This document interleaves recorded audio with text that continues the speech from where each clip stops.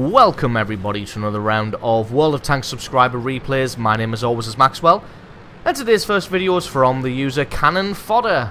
That's Cannon Fodder, and he's driving the FV4202 on a standard battle on the Sand River. The FV4202 being a tier 10 medium tank for the British. This tank gets a lot of stick for being probably the weakest tier 10 medium tank, of which I have no comeback because it probably is. But in the hands of a skilled driver, it can be used to some effect. It does have good acceleration, although it doesn't have a very good top speed. Its cannon is okay. It's got a decent rate of fire, but again, it's not the fastest for a tier 10 medium. If we take a look at its penetration and average damage, you can see it gets fantastic penetration and decent average damage, but the tank itself is just a little bit lackluster, doesn't excel in any one particular field. But like I said, when used by a skilled tank driver, this thing can come up big with the goods. So straight away, Cannon Fodder going to be heading to the hill on the far right hand side. This not being an encounter battle, quite a lot of people do arrange themselves in this area, and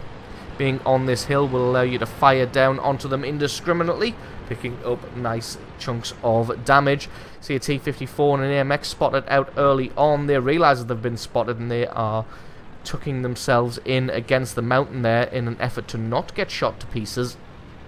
You see the allies here way before anybody else, the VK2801 and the FV of Cannon Fodder here, both here very, very early, so they're going to be able to take up the prime locations. As you can see though, looks like the enemy team isn't committing very many forces to this area. Nobody really coming up that road there. You spot out the E100 in the distance, and that is going to be some lovely side armor of this guy, getting a great shot there. And he's just going to slowly, lazily turn his turret onto target. Unfortunately, didn't turn his body onto target, so Cannon Fodder is able to put another easy shot straight through the side armor there and pick up another bit of damage. And then the E100 realizes his mistake and starts to back away. Cannon Fodder going to be following his ally in the VK around the top here and going to try and get some shots on the rear of the enemy tanks as they move into position, but realizes that everybody has advanced just a little bit too far now, and that VK gets himself taken out by the E100. Should be able to get a nice shot on this AMX 5100. I don't think he realizes how much of a dangerous position he's in. I think he thinks he's shielded by the hill there. Did try to escape, but didn't fall back far enough and takes another good hit. That one was a little bit of a low roll, just under the average damage, so not really a low roll. Does get one hit in return, but nothing else. This AMX 5100 not trading very well at all. Does fire one back, but gets taken out early on, and that's kill number one for Cannon Fodder. Does see this E100 in the background here. With the penetration of this gun, should be able to get good damage onto the E100 even from the front. See, there's an IS-3 and a T-54 still around the bottom of this hill here. Got the enemy team in a dangerous position here. Most of the enemy team, as you can see, has elected to take that southern route, so this will allow the allies in the north here to just manhandle anybody that's in this area. Although, as you can see, Cannon Fodder really doesn't have that much backup. Although he is now going to come around behind this IS-3. Should be able to catch him off guard. Does take a hit from the right-hand side, but that one bounced, so he's not going to be too dissuaded by it. Does decide to drive forward and just put the sand dune between himself and whoever that was attacking. Gets a great hit on the IS-3 there to take him out. And that's kill number 2. Got to be aware that this E100 might be pushing up here. T110E5 taking shots in the face, probably from the tank destroyers camping in the base now. Cannon Fodder going to come up and offer some support to this E5. Don't let him die in vain. Does spot out the Waffenträger Panzer IV there. So we're going to mount the sand dune in an effort to try and get a shot on him. Doesn't realise that he's been spotted here. Cannon Fodder going to have a shot in the fog of war. And as you can see, that one definitely did some damage, even though he had faded away. He's going to let his gun close in and get another hit on this guy. There we go. Getting some good solid hits on this Waffenträger, who should have moved really when the first shot landed, but he got a little bit greedy and left himself out way too long there, and in the end took a considerable amount of damage that he didn't need to take. Now with him dropping back off the hill, he is the only tank destroyer left on the enemy team. And Cannon Fodder going to come over the top and take out that T-54 and then just hide himself again. And like I said, that Waffenträger is the only tank destroyer they've got, so he's probably the only guy camping the base. With him dropping down off the ridge, Cannon Fodder knew that he was going to be able to get over the sand dune and back again without taking any return damage. And now it's an opportunity to flank around into the enemy base. So like I said, probably only that Waffenträger defending the base there. There is no artillery and no other tank destroyers for the enemy team. Gets a nice shot between the buildings there. Could have rolled high enough to kill him. Unfortunately, not quite enough there. But it looks like the E5, who he protected earlier, has come up big and taken him out. Now everybody's going to make a beeline for this southern flank. The Allied team's done a fantastic job of defending here. The majority of the enemy team went south, and the few defenders that were there for the Allied team have been able to hold them off and stall them and push them back just long enough for the guys in the north here to finish off their fight and come offer some support, just letting his gun close in on the rear of the turret of the E100. Gets a good hit and then moves forward a little bit.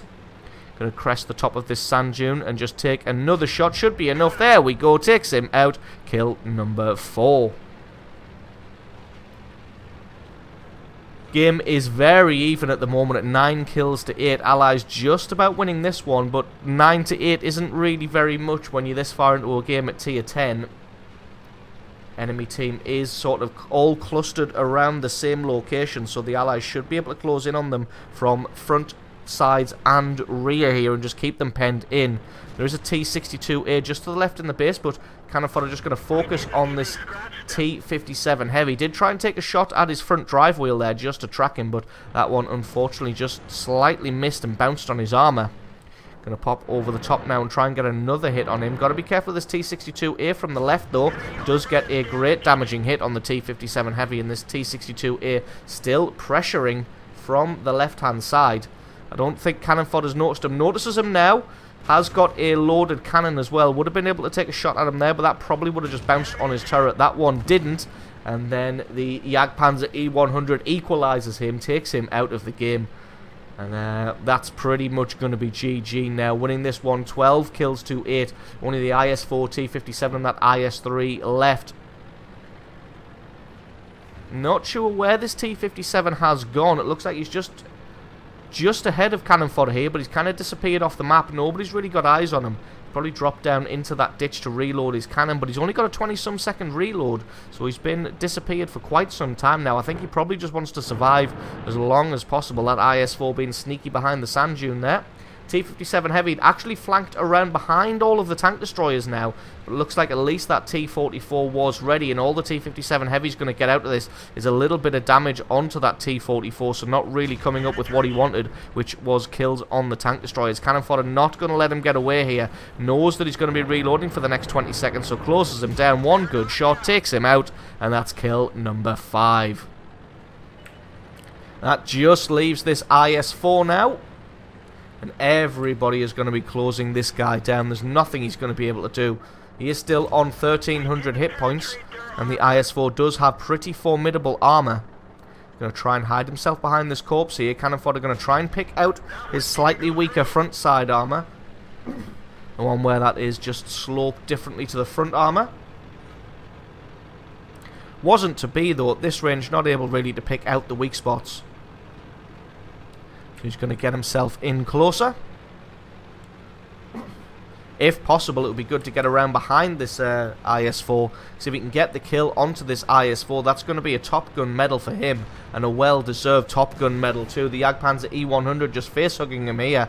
And gets around to the side of him. You've got to think that Jagdpanzer E100 didn't fire just to allow Cannon Fodder to get that Top Gun medal. So excellent sportsmanship from the Allied team there. An excellent replay from Cannon Fodder and his FV4202, picking up over 6,000 points of damage and 6 kills. So awesome replay from you. Thank you very much for sending that one in. Don't forget to stick around because as always, the score screens and another game coming right up.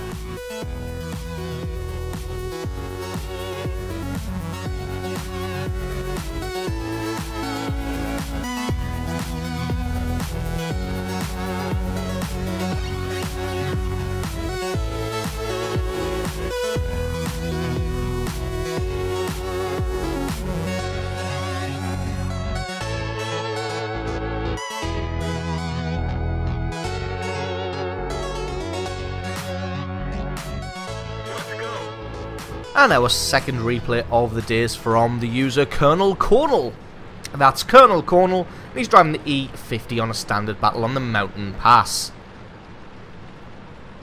E50 being a tier 9 medium tank for the Germans. A very, very good medium tank as well. It's a decent amount of hit points, pretty good cannon, and pretty good maneuverability. It's also a pretty large medium tank, so in a pinch when necessary, you can go ahead and ram enemy tanks and do considerable amounts of damage. Obviously, people take a look at you being a medium and think, there's no risk of getting rammed by this guy, but they would be wrong, as this thing is pretty damn hefty, and especially when travelling full speed or down a hill, this thing is able to do significant damage on impact. So straight away, Colonel Cornell going to be heading all the way down this left-hand flank with his allies. You can see he's got the Pershing ahead of him, IS-3 behind him, and everybody else has stopped. That Indian Panzer was coming, but I think the Indian Panzer feels the lure of the free damage of the guys crossing across the river mouth there is a little bit too strong, so he's stopped to get some shots there. As you can see, Colonel Cornell coming to back up the Pershing, who has now taken to the hill. And get himself around and gets a lovely shot on that Lorraine there. In fact, everybody gets a great shot onto that Lorraine, who loses a significant amount of hit points getting into position. I think he should have realised that most of his team weren't coming with him and probably decided on a different route. Colonel Cornell going to be pushing his advantage against this Lorraine as well.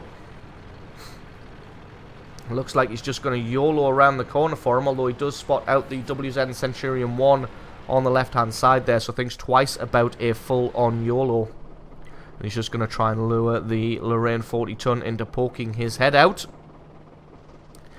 Does have a pretty long reload for a tier 9 tank at 8 seconds. Actually, for tier 9, that's not pretty long. I was comparing it to tier 10 mediums there, but so tier 9 and 8-second reload is pretty damn good. Just going to move forward and see if we can get eyes back onto that Lorraine there, just to make sure that he's still in position. Did get spotted out. Was obviously not in range to get the proxy spot on the Lorraine. Is going to be having a look now to see if he can get a shot onto the Centurion or the WZ. Has a shot and misses, unfortunately. Lorraine 40-ton bounced on him. He's going to be angling to try and dissuade another shot, but the 40-ton gets a bit of damage through his armor now, and took his driver out, so Colonel Cornell just going to heal that one up. Looks like he's in a bit of a difficult position here. Every time he turns his gun to point at that Centurion or WZ, that Lorraine 40-ton's going to be able to pop out and have a shot at him. I think what he's doing here is just trying to take his gun off target in the hopes of luring out the Lorraine, and then he can quickly swing his gun back and get some damage onto the Lorraine. Kind of is nullifying the fact that the Lorraine's got an auto-loader at the moment, because he's only able to pop out and get one shot whenever Colonel points in a different direction. So at the moment, just playing a game of cat and mouse. Although Colonel Cornell is in the uncomfortable position of having to rely on his allies. He has to rely on the guys to his left being able to deal with the Centurion 1 and this WZ, which is unfortunate because he's got great shots on the Centurion and the WZ. Did get spotted out there, so the Lorraine's going to pop around and have another go, and just about quick enough. Colonel Cornell not getting spotted out until the last second, and he was able to swing his gun back around just in time, but wasn't loaded. Lorraine pops himself out again. Unfortunately, Colonel Cornell had an attack of bad reflexes there, which is something that happens to me very, very frequently, and just fired after the Lorraine had started to fall back. So a little bit unfortunate. Could have got a good bit of damage onto him there, but unfortunately just wasn't able to. Has another shot there just to try and lure the Lorraine out into firing. Unfortunately takes a shot in the rear from the Centurion there, and I think Colonel Cornell's had enough now, and he's just going to charge down this Lorraine. Although I think the Lorraine has 2 shots worth of hit points left in him. Missed that one, unfortunately, and has to go all the way past just so he doesn't get taken out by those tank destroyers now. He's going to have to play this one carefully. The Lorraine paying far too much attention, crashes into a rock and gets himself taken out now, and Colonel Cornell is in a fantastic position. He's got a little hill to his right-hand side blocking him from the tank destroyers, and hopefully if he's got the gun depression he'll be able to get some damage on this WZ now. There we go, takes him out, picks up kill number 2, and this Centurion 1 is going to be a sitting duck now, all the way out in the open. There's nothing he can do. Colonel Cornell has the hill to protect him. As you can see, the Centurion just bouncing there. A little bit unfortunate for him. Colonel Cornwall focuses on the rear armor, takes his shot, takes him out, and that's kill number 3. So the fight is going very well in the south here. Unfortunately, it's going nowhere near as good in the north. The enemy team has pushed through with significant numbers, and they are now threatening the base. You can see there's only that E-75 in there to defend. So Colonel Cornwall turns himself around now, and he has to get back as quickly as possible. Looks like all of the enemy team is focusing on taking out this E-75, at least for the time being. But hopefully they decide not to go for the cap and think that they've got this one in the bag, because if the 3 of those or 4 of them turn around and go for the cap, this one is going to be over. Trying to get a cheeky shot onto this ELC, but to be honest, he can't really stop for that because he has to get back to the base, because like I said, if these 3 or 4 guys decide to turn around and just go for the base capture, there's going to be nothing at all the Allies can do. Although it looks like they're not going for the base capture, so Colonel Cornwall stops, picks up kill number 4, and then decides to carry on. As you can see, the IS-3, WZ and the STA-1 all deciding to go for the kills rather than the cap. I think they've got this one in the bag, considering it is 10 kills to 7, and they have the Allied team on the back foot in all locations. Unfortunately, though, they've pushed through a little bit too quickly without really thinking about it, and they're going to get themselves penned in on that bridge there. Just speed this one up a little bit until Colonel Cornwall gets back into position. See, coming back with this Pershing here, finds the STA-1, gets a great hit onto him. Unfortunately, it's not enough to take him out. Hopefully, the Pershing can get around the corner and get him. Does take some damage in return, but he's got the hit points to be able to do that.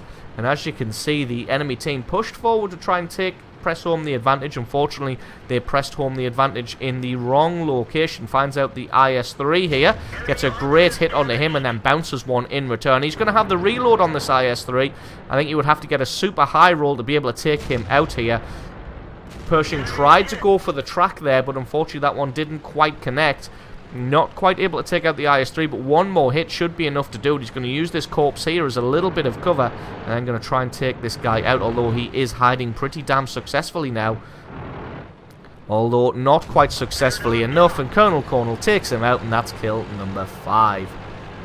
Now they've got to reassert themselves on this left-hand flank where they originally came from. The 2 of them not looking fantastically healthy.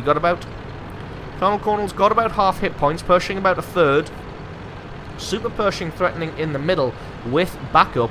There he is there. He's pushed way too far forward, all on his own. Really should have waited for his allies. Unfortunately, he got a sneaky shot through the side of Colonel Cornwall's armor there. Lost a little bit of hit points that he didn't really need to. Probably should have tried to keep his front armor on target, but didn't know what kind of tanks he had in reserve as backup there.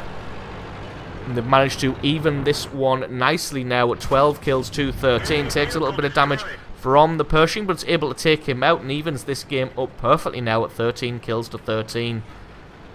So last time this AT-15 and Tiger 1 were spotted, they were all the way in this south here. You can see the Pershing and Colonel Cornwall sticking together. It says stick together, don't split up. And the Pershing says negative and then immediately splits up. So it's like he's like a sultry teenager saying, don't tell me what to do.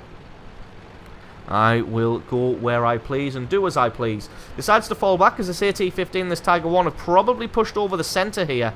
And the Pershing going to try and get spots on them and hold their attention from the front. So hopefully Colonel Cornwall can hit them from behind. Oh, very unfortunate to miss that AT-15 there, because that was a fantastic opportunity to get his rear armour. Unfortunately, now he's going to have to contend with the front armor of this AT-15, and the fast-firing cannon of that AT-15 is going to make it very, very difficult. I don't know what the Pershing was thinking, going all the way around the back of both of those tanks, because now they're both in the uncomfortable position of being full-on in front of this AT-15 with its formidable armor, but it looks like he's been spotted out now. Can he allow his gun to close in for long enough and take him out? Not quite. That one just about bounced, and I think the AT-15 might have the alpha damage to be able to take out Colonel Cornwall in one shot here, and that would leave him with the uncomfortable task of having to rely on the Pershing to take him out. Trying to get hits onto this AT-15, but it is made of Sovietanium, and it's very, very difficult to damage there, so he just switches up to HE rounds, considering he only has 140 hit points. A couple of good HE round should be enough to take him out. You can see that one did 72 damage. One more good hit, hopefully, should be enough to take him out before he sneaks behind the hill. There it goes. AT-15 demolished. 9 kills and plenty of damage. The replay actually crashed in the middle, so he did a lot more than 3,830 damage there. Just didn't quite display that one properly. So, thanks very much to Colonel Cornell for sending that awesome replay in. Thank you to you guys for watching. Don't forget, if you've got yourself a great replay, send that into replay@screenreality.com. Link for that's in the description. Just attach the replay file to the email or send me the link to the What Replay website and I can take a look at that one. If you enjoyed this video, found it useful, informative, you enjoyed it, or you just thought it was great, then consider hitting that subscribe button, because there's a lot more World of Tanks content on this channel. I've been Maxwell, this has been World of Tanks, and I will catch you guys next time.